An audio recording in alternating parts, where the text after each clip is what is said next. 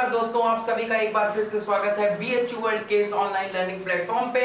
मैं आपका दोस्त शशांक पुरी आज आपको ऑर्गेनिक केमिस्ट्री के बारे में एक जनरल ओवरव्यू दूंगा। कुछ जो बहुत ही बेसिक चीजें हैं ऑर्गेनिक केमिस्ट्री में, उनके बारे में आज हम इस लेक्चर में बात करेंगे। तो दोस्तों, अभी लास्ट टाइम एग्जाम का तो मैं आपको एक चीज बता देना चाहता हूं, अगर जिन बच्चों ने अभी भी केमिस्ट्री की तैयारी नहीं की है अच्छे से, तो मैं आपसे एक चीज बस बोलना चाहूंगा कि आप एक ऐसी किताब है दुनिया में, अगर आप उसको पढ़ते हैं तब भी आप 60 से 70% सवाल लगा ले जाएंगे, चाहे वो बीएचयू एंट्रेंस हो, चाहे वो नीट का एग्जाम हो। तो दोस्तों, उस किताब का नाम आप सभी को मालूम है, एनसीईआरटी वो किताब है दोस्तों, जिससे आप इनऑर्गेनिक और ऑर्गेनिक अगर अच्छे तरीके से पढ़ लेते तो दोस्तों 60 से 70, मैं बता रहा हूँ, बीएचयू बीएससी मैथ्स या बायो में आप मिनिमम 30 क्वेश्चन, एजी में 20 क्वेश्चन, इतना आपका डन है दोस्तों। और नीट में भी 45 में से 25 से 30 क्वेश्चन एज इट इज आ जाते हैं आपके एनसीईआरटी से। दोस्तों, ये मेरा आपको प्रॉमिस है कि बस अगर आप अभी तक आपने कोई भी तैयारी नहीं की है केमिस्ट्री में दोस्तों, तो बस आपको एक ही सलाह मैं देना चाहूंगा कि आप एनसीईआरटी बुक को अभी से और एग्जाम के बीच तक कम से कम 10 बार चाट जाएं। तो चलिए ठीक है, ये सब बातें तो हो गई। चलिए अब हम बात कर लेते हैं अपने टॉपिक के बारे में दोस्तों। तो आज हम जो पढ़ेंगे, आज हम बात करेंगे ऑर्गेनिक रिएक्शंस के बारे में। किस पे बात करेंगे दोस्तों? ऑर्गेनिक रिएक्शंस के बारे में। तो आज मैं आपको ऑर्गेनिक, जनरल ऑर्गेनिक रिएक्शंस, जो बेसिक ऑर्गेनिक रिएक्शंस के टाइप्स होते हैं, उनके बारे में बताऊंगा और उनकी कुछ जनरल कैरेक्टरिस्टिक्स बताऊंगा। तो ऑर्गेनिक रिएक्शन को दोस्तों हम डिवाइड करेंगे, हम पार्ट्स में पढ़ेंगे। मैं आपको बताऊंगा कितने तरीके के ऑर्गेनिक रिएक्शंस ऑर्गेनिक केमिस्ट्री में देखने को मिलते हैं। तो दोस्तों, जो सबसे पहला रिएक्शन हम पढ़ेंगे वो है इलेक्ट्रोफिलिक सब्स्टिट्यूशन रिएक्शन, फिर पढ़ेंगे इलेक्ट्रोफिलिक एडिशन रिएक्शन, फिर पढ़ेंगे न्यूक्लियोफिलिक सब्स्टिट्यूशन रिएक्शन, फिर पढ़ेंगे न्यूक्लियोफिलिक एडिशन रिएक्शन। उसके बाद हम पढ़ेंगे फ्री रेडिकल रिएक्शंस। जनरल बात करेंगे, जनरल ओवरव्यू देखेंगे। उसके बाद हम बात करेंगे एलिमिनेशन रिएक्शन के बारे में। तो दोस्तों, सबसे पहली चीज इलेक्ट्रोफिलिक सब्स्टिट्यूशन रिएक्शन क्या है? इलेक्ट्रोफाइल के द्वारा अगर सब्स्टिट्यूशन किया जाता है किसी भी एंटिटी में, किसी भी मॉलिक्यूल में, तो उसको बोलेंगे इलेक्ट्रोफिलिक सब्स्टिट्यूशन रिएक्शन। अगर कोई इलेक्ट्रोफाइल किसी सिस्टम में जाके ऐड हो रहा है तो उसको बोलेंगे इलेक्ट्रोफिलिक एडिशन रिएक्शन। अगर कोई न्यूक्लियोफाइल किसी सिस्टम से किसी ग्रुप को हटा के खुद जाके जुड़ रहा है, उसको बोलेंगे न्यूक्लियोफिलिक सब्स्टिट्यूशन रिएक्शन। और अगर कोई न्यूक्लियोफाइल किसी भी ग्रुप में जाके बस ऐड हो रहा है तो उसको बोलेंगे nucleophilic addition reaction. Free radical reaction, अगर दोस्तों फ्री रेडिकल इन्वॉल्व होगा किसी रिएक्शन में तो उसको बोलते हैं फ्री रेडिकल रिएक्शन। और एलिमिनेशन रिएक्शन जो होता है दोस्तों, इसमें कोई ग्रुप ऐड नहीं होता है। बहुत ही इंपॉर्टेंट बात एलिमिनेशन रिएक्शन की, कि एलिमिनेशन रिएक्शन में कोई भी ग्रुप सिस्टम में ऐड नहीं होता है, सिर्फ सिस्टम को छोड़ के बाहर जाता है। ये हो गई जनरल बात है। चलिए ईएसआर के एग्जांपल बात कर लेते हैं दोस्तों। एरोमेटिक सिस्टम्स जो होते हैं, एरोमेटिक सिस्टम्स, बेंजीन, फिनॉल, ये सब देते हैं electrophilic substitution reaction. Electrophilic addition reaction के बारे में देखते हैं दोस्तों। इलेक्ट्रोफिलिक एडिशन रिएक्शन आपका एल्कीन और एल्काइन देते हैं, alkene and alkyne. Nucleophilic substitution reaction देता है दोस्तों आपका हेलोएल्केन्स और एसिड एंड इट्स डेरिवेटिव। ठीक है। न्यूक्लियोफिलिक एडिशन रिएक्शन ये शो करता है दोस्तों कार्बोनिल कंपाउंड्स में दोस्तों एल्डिहाइड और कीटोन। फ्री रेडिकल रिएक्शन देता है दोस्तों आपका एल्केन्स।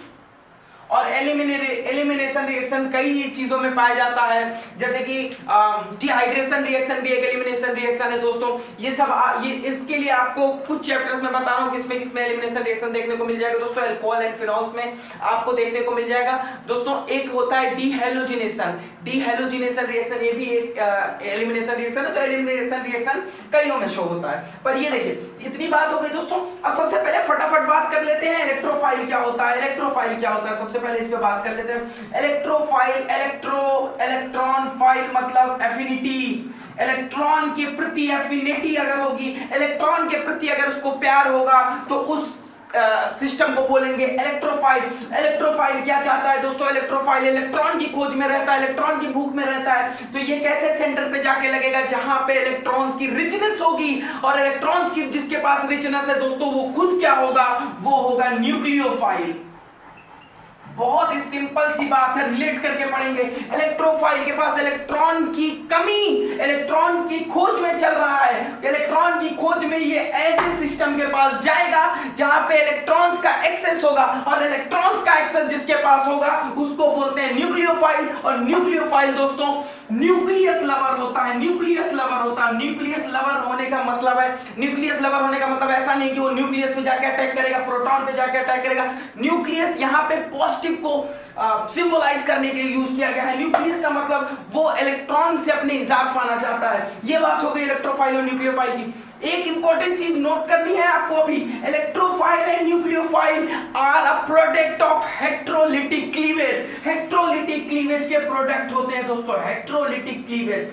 हेट्रो मतलब दो डिफरेंट टाइप की चीजें। अगर मान लीजिए ए और बी है, इनको हम हीट करते हैं, कुछ भी करते हैं, तो अगर A प्लस और B माइनस में ये टूटता है, A प्लस और B माइनस में टूटता है, तो दोस्तों ये होगा आपका हेट्रोलिटिक क्लीवेज। इसमें क्या होता है? A और B के बीच में जो इलेक्ट्रॉन पेयर शेयर्ड होता है वो किसी एक के पास शिफ्ट हो जाता है, तो एक के ऊपर नेगेटिव चार्ज आएगा, एक के ऊपर पॉजिटिव चार्ज आ जाता है। लेकिन चलिए अब बात करते हैं दोस्तों फ्री रेडिकल्स क्या होते हैं। तो एक चीज आप इंपॉर्टेंट चीज है नोट करिएगा। वैसे मैं इस लेक्चर के नोट्स आपको डिस्क्रिप्शन बॉक्स में आपको मैं दे दूंगा, फिर भी आप नोट कर सकते हैं दोस्तों। फ्री रेडिकल्स क्या होते हैं? फ्री रेडिकल्स दोस्तों, फ्री रेडिकल्स आपके होमोलिटिक क्लीवेज के प्रोडक्ट होते हैं। होमोलिटिक क्लीवेज में क्या होता है दोस्तों? ए और बी है, ए और बी के बीच में इलेक्ट्रॉन शेयर्ड है, तो होमोलिटिक क्लीवेज अगर होता है दोस्तों तो उस केस में क्या होता है? ए अपना इलेक्ट्रॉन और बी अपने शेयर का इलेक्ट्रॉन लेके सिस्टम से अलग हो जाते हैं, दोनों के पास अपने अपने इलेक्ट्रॉन्स आ जाते हैं, और इसमें किसी के ऊपर पॉजिटिव या नेगेटिव साइन नहीं होता है। तो दोस्तों फ्री रेडिकल जनरेटिंग एजेंट्स के बारे में बात कर लेते हैं। फ्री रेडिकल जनरेटिंग एजेंट्स अगर आपको कोई दे दे यूवी रेज, यूवी या फिर सनलाइट, ये या फिर पेरोक्साइड, या फिर पेरोक्साइड के बाद या फिर हाई टेम्परेचर, ये सब एजेंट्स होते हैं दोस्तों फ्री रेडिकल जनरेट करने। चलिए अब ये बात हो गई, अब फटाक से बात करेंगे दोस्तों सबसे पहले इलेक्ट्रोफिलिक सब्स्टिट्यूशन रिएक्शन के बारे में। Electrophilic substitution reaction are shown by aromatic systems, और इसके 4 एग्जांपल जो मेनली आपको पढ़ने हैं उनके मैं 2 के बारे में आज डिस्कस करूंगा। तो सबसे पहली चीज होती है नाइट्रेशन। सबसे पहला होता है दोस्तों नाइट्रेशन, दूसरा होता है सल्फोनेशन। क्या होता है? सल्फोनेशन। और तीसरा होता है दोस्तों आपका हैलोजिनेशन, हैलोजिनेशन। और चौथा होता है दोस्तों आपका फ्रीडल क्राफ्ट रिएक्शंस। तो इन दोनों के बारे में हम बात नहीं करेंगे, इसको आप एनसीईआरटी से रेफर करिए, एनसीईआरटी से जाकर हम सबसे पहले बात करते हैं नाइट्रेशन के बारे में। तो नाइट्रेशन का मतलब होता है NO2 ग्रुप को इंट्रोड्यूस करना किसी भी एरोमेटिक सिस्टम में, बेंजीन में या फिर किसी भी कंपाउंड में। तो नाइट्रेशन हेडिंग डालिए दोस्तों, नाइट्रेशन के बारे में हम अभी बात करेंगे आपसे। नाइट्रेशन में क्या होता है दोस्तों? बेंजीन रिंग होगी, बेंजीन रिंग की रिएक्शन हम HNO3 से कराएंगे, HNO3 से H2SO4 के प्रेजेंस में कराएंगे दोस्तों, और जो टेम्परेचर होगा वो 60 डिग्री से कम होगा। ये क्या अलग अलग किताबों में अलग अलग दी हुई है। तो मैं दोस्तों बात करता हूं H2SO4 के प्रेजेंस में HNO3 से रिएक्शन कराएंगे तो क्या बनेगा दोस्तों? बेंजीन के ऊपर NO2 ग्रुप इंट्रोड्यूस हो जाएगा। अब इसमें बात करते हैं कि रिएक्शन कैसे होती है दोस्तों। तो ये रिएक्शन में सबसे पहले काम क्या होता है कि इलेक्ट्रोफिलिक सब्स्टिट्यूशन रिएक्शन का एग्जांपल होता है। तो इसके लिए हमें एक इलेक्ट्रोफाइल की जरूरत है। वो इलेक्ट्रोफाइल क्या होगा? वो इलेक्ट्रोफाइल होगा NO2। जी हां, अब NO2 कैसे दोस्तों, NO2 को कैसे हमको जनरेट करना है हम इसके बारे में बात करेंगे। तो दोस्तों ये देखिए HNO3 का स्ट्रक्चर, HNO3 का स्ट्रक्चर है दोस्तों। इस केस में क्या होता है? H2SO4 जो होता है दोस्तों, H2SO4 डिसोसिएट करता है H+ और HSO4- में। अब H+ जो है दोस्तों H2SO4 का निकाला हुआ H+, ऑक्सीजन का लोन पेयर उस पे अटैक करता है, ऑक्सीजन का लोन पेयर उस पे अटैक करता है दोस्तों। तो फिर ये ऑक्सीजन अपना लोन पेयर H+ को दे देता है, ऑक्सीजन के ऊपर आएगा दोस्तों पॉजिटिव चार्ज, ऑक्सीजन के ऊपर आया पॉजिटिव चार्ज, और पॉजिटिव चार्ज आएगा तो ऑक्सीजन और नाइट्रोजन के बीच का बॉन्ड ब्रेक होगा दोस्तों, वाटर मॉलिक्यूल का एमिशन होगा यहाँ पे। वाटर मॉलिक्यूल सिस्टम को छोड़ के बाहर जाएगा, और अगर नाइट्रोजन का ये बॉन्ड टूट के ऑक्सीजन की तरफ जाएगा तो नाइट्रोजन पे आ जाएगा पॉजिटिव चार्ज, तो इलेक्ट्रोफाइल जनरेट हो जाएगा दोस्तों, NO2+ नाइट्रोनियम आयन का जनरेशन होता है। नाइट्रोनियम आयन उसके बाद सारे जो एक दो ये जितने भी सेंटर है इनमें से किसी पे भी अटैक कर सकता है, सारे आइडेंटिकल सेंटर है और इलेक्ट्रोफिलिक सब्स्टिट्यूशन कॉज करता है। ठीक है, एक चीज ध्यान देने वाली बात है दोस्तों कि HNO3 जो कि एसिड होता है इस केस में बिहेव करता है एज अ बेस, क्योंकि H2SO4 उससे स्ट्रॉन्ग एसिड होने की वजह से उसको प्रोटोनेट करता है और यहाँ पे HNO3 को फोर्स करता है एक बेस की तरह बिहेव करने के लिए। चलिए ये बात हो गई। सल्फोनेशन पे जल्दी से बात करते हैं दोस्तों। सल्फोनेशन के पास समय का काफी अभाव हमारे पास, हमको जल्दी से जल्दी इस लेक्चर को कंप्लीट करना है। तो दोस्तों दूसरी बात करते हैं दोस्तों सल्फोनेशन के बारे में। सल्फोनेशन के बारे में बात करते हैं दोस्तों। सल्फोनेशन में क्या होता है, बेंजीन रिंग रहती है दोस्तों, बेंजीन रिंग की रिएक्शन H2SO4 से कराते हैं और SO3H ग्रुप इंट्रोड्यूस हो जाता है। अब इसमें हमको देखना है इलेक्ट्रोफाइल कौन सा होगा, तो क्या SO3H होगा इलेक्ट्रोफाइल? जी नहीं दोस्तों, SO3H इस केस में इलेक्ट्रोफाइल नहीं होता है। अब हम देखते हैं H2SO4 इलेक्ट्रोफाइल इसमें जनरेट कैसे होता है। तो पिछली केस में H2SO4 ने प्रोटोनेट किया HNO3 को, इस केस में एक H2SO4 का मॉलिक्यूल दूसरे H2SO4 मॉलिक्यूल को प्रोटोनेट करेगा, तो उसका भी हम लोग देख लेते हैं कि वो कैसे होता है। देखिए दोस्तों अब क्या होता है, एक H2SO4 का मॉलिक्यूल, एक H2SO4 का H+ दूसरे H2SO4 के ऑक्सीजन को प्रोटोनेट करेगा।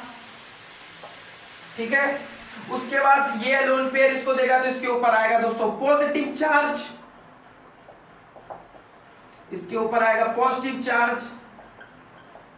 अब इसके ऊपर पॉजिटिव चार्ज आएगा तो सल्फर ऑक्सीजन के बीच का बॉन्ड ब्रेक होगा, इलेक्ट्रॉन पेयर लेके चला जाएगा ऑक्सीजन, पूरा इलेक्ट्रॉन पेयर H2O के फॉर्म में वाटर मॉलिक्यूल सिस्टम को छोड़ेगा यहाँ पे दोस्तों। उसके बाद आ जाएगा S पे पॉजिटिव चार्ज। अब देखिए क्या होता है, सल्फर के ऊपर आया दोस्तों पॉजिटिव चार्ज। अब जब सल्फर के ऊपर पॉजिटिव चार्ज आएगा तो ऑक्सीजन का लोन पेयर के साथ डबल बॉन्ड बनाएगा, और जब ऑक्सीजन अपना लोन पेयर देके डबल बॉन्ड बनाएगा तो ऑक्सीजन के ऊपर आएगा पॉजिटिव चार्ज, और जब ऑक्सीजन के ऊपर आएगा पॉजिटिव चार्ज तो इन दोनों का जो शेयर्ड पेयर ऑफ इलेक्ट्रॉन है वो आ जाएगा ऑक्सीजन के पास, और H+ के फॉर्म में दोस्तों ये सिस्टम को लीव कर देगा और ये H+ H2SO4 के पास जाएगा, और H2SO4 यहाँ पे दोस्तों H2SO4 एक कैटलिस्ट की तरह भी एक सबस्ट्रेट की तरह दोनों तरह बिहेव कर रहा है। तो दोस्तों फिर इसके बाद यहाँ पे फॉर्म होगा SO3 का, SO3 यहाँ पे एज अ इलेक्ट्रोफाइल बिहेव करेगा।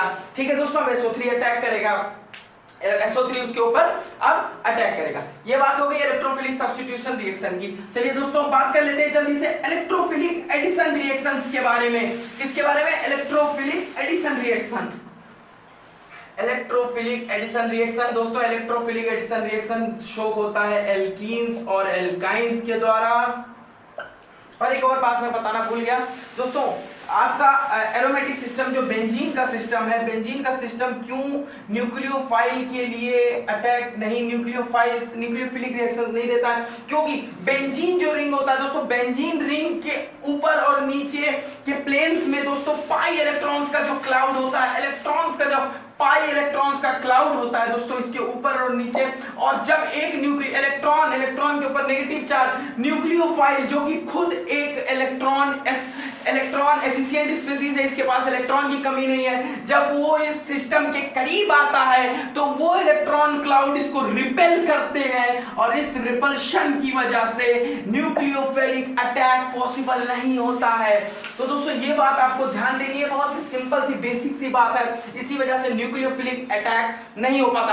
और बेंजीन के सिस्टम में एडिशन इसलिए नहीं हो पाता क्योंकि अगर एडिशन होगा दोस्तों तो इसकी एरोमेटिसिटी डिस्ट्रॉय हो जाएगी। ठीक है, तो एल्कीन्स और एल्काइन शो करते हैं आपका इलेक्ट्रोफिलिक एडिशन रिएक्शन। तो दोस्तों ये दो स्टेप्स का होता है, सबसे पहला स्टेप होता है इलेक्ट्रोफाइल का अटैक होता है दोस्तों, इलेक्ट्रोफाइल का अटैक होता है, ये स्लोएस्ट स्टेप होता है, ये रेट डिटरमाइनिंग स्टेप होता है इस रिएक्शन का। देखिए दोस्तों सिंपल सी बात है, सिंपल सा रिएक्शन है, इलेक्ट्रोफाइल है, इलेक्ट्रोफाइल जब इसकी तरफ आएगा तो ये बॉन्ड किसी एक की तरफ शिफ्ट हो जाएगा, इसकी तरफ शिफ्ट होगा तो इस पे नेगेटिव नेगेटिव चार्ज, इस पे पॉजिटिव चार्ज, और ये दोस्तों जो होता है आपका स्लोवेस्ट स्टेप होता है। और जो सेकंड स्टेप होता है, अब दोस्तों यहाँ पे जो पॉजिटिव चार्ज आया ये किसी न्यूक्लियोफाइल, ये जो न्यूक्लियोफाइल से अटैक करके फाइनल प्रोडक्ट बनाएगा। और जो सेकंड स्टेप होता है दोस्तों वो फास्ट स्टेप होता है इसके कंपैरिजन में।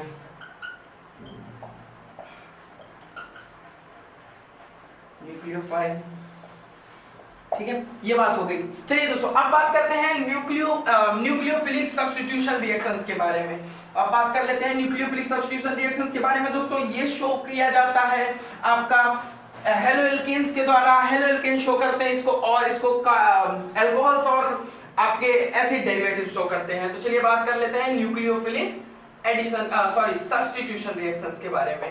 इसमें दोस्तों न्यूक्लियोफिलिक सब्स्टिट्यूशन रिएक्शन में आपको कुछ नहीं देखना है। न्यूक्लियोफिलिक सब्स्टिट्यूशन रिएक्शन में सिंपल सा न्यूक्लियोफाइल आएगा और न्यूक्लियोफाइल किसी ग्रुप को सब्स्टिट्यूट करेगा और एक ग्रुप बाहर निकलेगा, उसको बोलेंगे लीविंग ग्रुप। और दोस्तों वो न्यूक्लियोफिलिक सब्स्टिट्यूशन फास्ट होते हैं जिसमें लिविंग ग्रुप जो होता है, लिविंग जो ग्रुप लीव कर रहा है वो स्टेबल होगा। तो लिविंग ग्रुप की स्टेबिलिटी कई सारे फैक्टर से देखी जाती है, साइज से देखी जाती है, इलेक्ट्रोनेगेटिविटी से देखी जाती है, कई सारे फैक्टर से ये गवर्न होता है। एक एग्जांपल मैं आपके सामने लिख देता हूं। हेलो एल्केन्स की रिएक्शन दोस्तों, हेलो एल्केन्स की रिएक्शन NaOH से कराते हैं। तो इस केस में दोस्तों सब्स्टिट्यूशन रिएक्शन होता है और अल्कोहल का फॉर्मेशन होता है, और यहाँ पे Cl- जो है वो लिविंग ग्रुप की तरह एक्ट करता है। ठीक है, ये बात हो गई न्यूक्लियोफिलिक सब्स्टिट्यूशन रिएक्शन की। अब बात कर लेते हैं न्यूक्लियोफिलिक एडिशन रिएक्शन के बारे में। Nucleophilic addition reactions, nucleophilic addition reaction ये शो किया जाता है कार्बोनिल्स के द्वारा। कार्बोनिल्स के द्वारा दोस्तों, उसमें से आपका एल्डिहाइड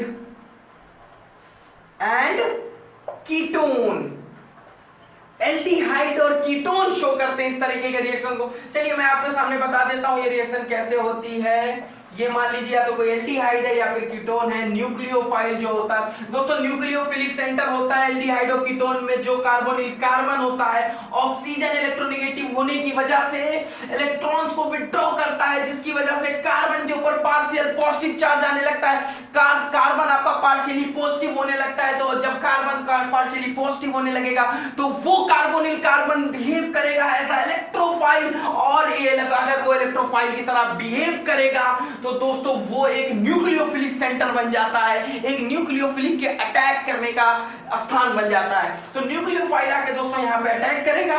उसके बाद जो ये sp2 सिस्टम था ट्राइगोनल प्लेनर, वो एक टेट्राहेड्रल अटैक में कन्वर्ट हो जाता है। टेट्राहेड्रल 3 डायमेंशनल अटैक में कन्वर्ट हो जाता है दोस्तों। हम लोग देख लेते हैं वो। ये दोस्तों स्लोएस्ट स्टेप होता है एडिशन रिएक्शन में। याद रख लीजिए न्यूक्लियोफिलिक एडिशन रिएक्शन में the step of addition of nucleophile to the carbonyl carbon is the slowest step and it is also the rate determining step. अब दोस्तों न्यूक्लियोफाइल बन गया। अब यहाँ पे O के ऊपर नेगेटिव चार्ज, कार्बन से जुड़ा O उसके ऊपर नेगेटिव चार्ज, तो दोस्तों वे अल्कोहल का कॉन्जुगेट बेस है। अल्कोहल जो होता है वो वीक एसिड होता है, तो उसका कॉन्जुगेट बेस जो होगा वो स्ट्रॉन्ग बेस होगा। तो दोस्तों रिएक्शन मीडियम से वाटर कुछ भी मौजूद होगा उससे H+ सब्सट्रैक्ट करेगा और अल्कोहल का फॉर्मेशन कर देगा।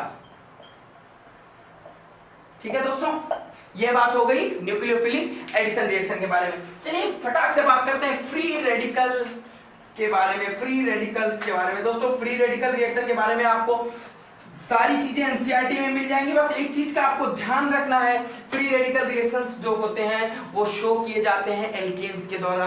एल्केन्स दोस्तों सिर्फ फ्री रेडिकल रिएक्शंस ही शो करते हैं और कुछ और स्पेशल रिएक्शंस शो करते हैं। चलिए बात करते हैं एलिमिनेशन रिएक्शंस के बारे में। ठीक है दोस्तों, एलिमिनेशन रिएक्शन, एलिमिनेशन रिएक्शन के बारे में हम लोग बात करते हैं। तो एलिमिनेशन रिएक्शन क्या होता है? एलिमिनेशन रिएक्शन मैंने आपको बताया था कि इसमें कोई भी ग्रुप ऐड नहीं होता है सिस्टम में, सिर्फ लीव करके जाते हैं। दो टाइप के एलिमिनेशन रिएक्शन हम जनरली पढ़ते हैं दोस्तों अपने इस लेवल की पढ़ाई तक। एक होता है अल्फा एलिमिनेशन, अल्फा एलिमिनेशन, इसको 1-1 एलिमिनेशन भी बोलते हैं। दूसरा है दोस्तों बीटा एलिमिनेशन, बीटा एलिमिनेशन, इसको 1-2 बोलते हैं। 1-1 का मतलब क्या होता है दोस्तों? दोनों ग्रुप जो छोड़ के जा रहे हैं वो सेम कार्बन से जाएंगे। ठीक है, सेम कार्बन से। 1 2 का मतलब होता है कि दोनों ग्रुप उसके एडजेसेंट कार्बन से, जो दो ग्रुप जा रहे हैं, एक ग्रुप अगर एक कार्बन नंबर 1 से जा रहा है तो अगला ग्रुप कार्बन नंबर 2 से जाएगा। इसका एक एग्जांपल देख लेते हैं दोस्तों। डाइक्लोरोकार्बीन एक इंटरमीडिएट होता है एक रिमटेबल रिएक्शन में, उसका इंटरमीडिएट जो होता है वो फॉर्म होता है दोस्तों 1,1 या अल्फा एलिमिनेशन की मदद से। तो देख लेते हैं कि कैसे फॉर्म होता है दोस्तों। क्लोरोफॉर्म का मॉलिक्यूल हम लेंगे, क्लोरोफॉर्म का मॉलिक्यूल लेंगे, इसकी रिएक्शन हम बेस के साथ कराएंगे। तो दोस्तों जो बेस होता है वो H+ को एब्स्ट्रैक्ट करेगा, कार्बन के ऊपर आएगा नेगेटिव चार्ज, और कार्बन के ऊपर नेगेटिव चार्ज आएगा दोस्तों तो ये Cl जो है अपना इलेक्ट्रॉन पेयर, जो शेयर्ड पेयर ऑफ इलेक्ट्रॉन है, उसको लेकर सिस्टम से लीव कर देगा। तो अगर इससे सिस्टम से लीव करेगा ये तो नेगेटिव चार्ज इसका नलिफाइड हो जाएगा और फॉर्मेशन हो जाएगा CCl2 का। It is example of alpha elimination. ठीक है दोस्तों, चलिए ये जनरल ओवरव्यू खत्म। अगर अब आप लोगों की कमेंट्स में रिक्वेस्ट रहती कि मैं क्या नेम रिएक्शंस के ऊपर एक वीडियो बनाऊं, तो जरूर आप कमेंट बॉक्स में जरूर इस चीज को बताएं। और दोस्तों एक और चीज कि हमारा टेस्ट सीरीज बहुत ही अच्छे तरीके से अभी चल रहा है, तो प्रैक्टिस के लिए सबसे ज्यादा इंपॉर्टेंट है अभी टेस्ट सीरीज। तो दोस्तों हमारा टेस्ट सीरीज लेना ना भूलें, बहुत ही नॉमिनल फीस में ये हमारे छात्रों के लिए उपलब्ध है। कोई भी इस टेस्ट सीरीज को ले सकता है और अपनी इस परीक्षा की तैयारियों को और ऊंचाइयों तक ले जा सकता है। धन्यवाद। BHU वर्ल्ड देखने के लिए आप सभी का एक बार बहुत ज्यादा धन्यवाद।